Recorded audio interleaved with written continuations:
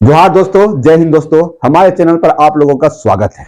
नालंदा विश्वविद्यालय के बारे में इसको हम बोल सकते हैं नालंदा महाविहार। नालंदा विश्वविद्यालय कहाँ था? हमारे पड़ोसी राज्य बिहार में। पड़ोसी राज्य मतलब हम झारखंड से हैं, तो झारखंड का पड़ोसी राज्य बिहार और झारखंड जो है बिहार से ही अलग हुआ। ठीक है, तो बिहार के राजगृह, जिसका अभी नाम होता है राजगीर, वहां था। अभी वो नष्ट हो चुका है, वो खंडहर में तब्दील है। आप वहां पर जाकर देख सकते हैं कि नालंदा विश्वविद्यालय कितना बड़ा एरिया में फैला हुआ था और नालंदा विश्वविद्यालय का जो खंडहर है, दीवार है, कितनी मोटी मोटी है ना। मौका मिलेगा बिहार दौरा करने का, है ना, तो जरूर देखिएगा नालंदा का जो विश्वविद्यालय जो पहले था वो, है ना। मोटी मोटी दीवारें, लाल पत्थर की दीवारें, है ना। वहां पर बहुत ऐसा चीज दिखाया गया है। आप गाइड्स के माध्यम से जाइएगा वहां पे तो क्या होगा ना कि हर एक एक बिंदु के बारे में आपको बताएगा। तो इस तरह से था नालंदा विश्वविद्यालय। इसके अलावा नालंदा विश्वविद्यालय विश्व स्तर के था। यहाँ पर विश्व के विभिन्न देशों से विद्यार्थी पढ़ने आते थे और यहाँ की जो भाषा थी वह पाली भाषा थी, है ना। नालंदा विश्वविद्यालय में जो शिक्षा दी जाती थी तो किस भाषा में दी जाती थी दोस्तों? पाली भाषा में। तो आप जानेंगे कि नालंदा विश्वविद्यालय का नष्ट कैसे किया गया, है ना। नष्ट कैसे किया गया नालंदा विश्वविद्यालय का? नालंदा विश्वविद्यालय, नालंदा महाविहार के बारे में बताते हैं। नालंदा विश्वविद्यालय की स्थापना किसने किया? किस वंश के शासक ने किया? कब किया? है ना। चलिए देखिए, नालंदा विश्वविद्यालय को नालंदा महाविहार भी कह सकते हैं। तो नालंदा विश्वविद्यालय को क्या बोल सकते हैं दोस्तों? नालंदा महाविहार।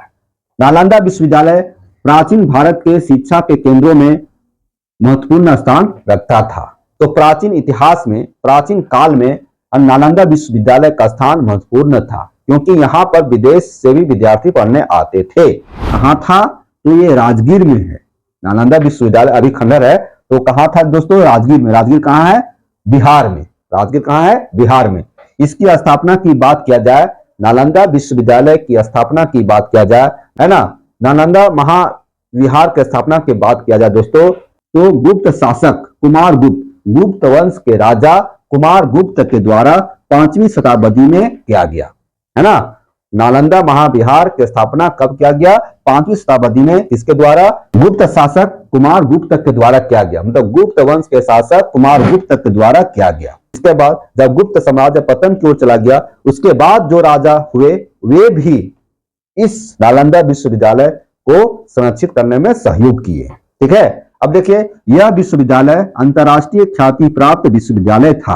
अंतरराष्ट्रीय, है ना, विश्व स्तर का विश्वविद्यालय था। इसमें भारत के अलावे, यहाँ पर तो भारत के विद्यार्थी पढ़ते ही थे, इसके अलावे तिब्बत, श्रीलंका, है ना, चीन, कोरिया इत्यादि देशों के विद्यार्थी भी पढ़ने आते थे। तो चीन से भी विद्यार्थी पढ़ने आते थे और तिब्बत से आते थे, श्रीलंका से आते थे, कोरिया से आते थे, इसके अलावा अन्य देशों से भी आते थे।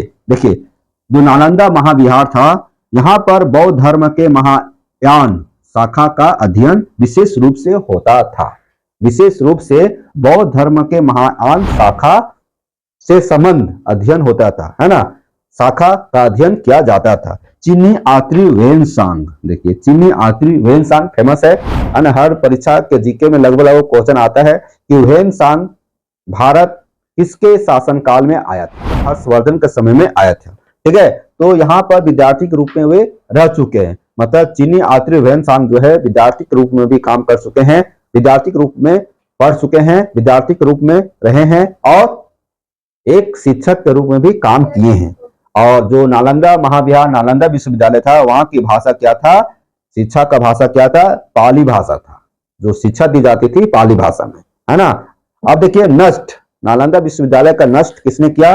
बख्तियार खिलजी के द्वारा किया गया, आग लगा दिया गया, कारण जो भी है। लेकिन नालंदा विश्वविद्यालय का समाप्त कब हो जाता है? जब बख्तियार खिलजी ने आग के हवाले कर दिया। अब देखिए यहाँ दोस्तों, वहां पर देखेंगे कि जो नालंदा विश्वविद्यालय था वहां पर 10,000 छात्र पढ़ते थे। नालंदा विश्वविद्यालय में 10,000 छात्र पढ़ते थे और 10,000 छात्रों को पढ़ाने के लिए 2,000 शिक्षक हुआ करते थे। ठीक है, और यह विश्वविद्यालय विश्व का प्रथम पूर्णतः अवश्य विश्वविद्यालय था। विश्व का प्रथम, है ना, पूर्णतः अवश्य मतलब आप वहीं पर रहकर ही पढ़ाई करेंगे। विश्वविद्यालय विश्व का प्रथम विश्वविद्यालय था जहां पर छात्र विद्यार्थी वहीं पर रहकर पढ़ते थे। यह विश्वविद्यालय स्थापत्य कला का अद्भुत नमूना था। यहाँ का जो विश्वविद्यालय जो बनाया गया था है ना कुमार गुप्त के द्वारा, तो जो स्ट्रक्चर था, बनावट था, वह एक बहुत अच्छा था। इसी कारण एक इसको अद्भुत नमूना माना गया है, स्थापत्य कला का अद्भुत नमूना माना गया है। अब देखिए, इस विश्वविद्यालय में 7 बड़े कक्ष थे, बड़े बड़े बड़ा बड़ा रूम था 7, और 300 अन्य कमरे थे जहां पर विद्यार्थी पढ़ते थे, है ना। 300 छोटे छोटे कमरे थे और 7 जो कमरे थे बहुत बड़े थे।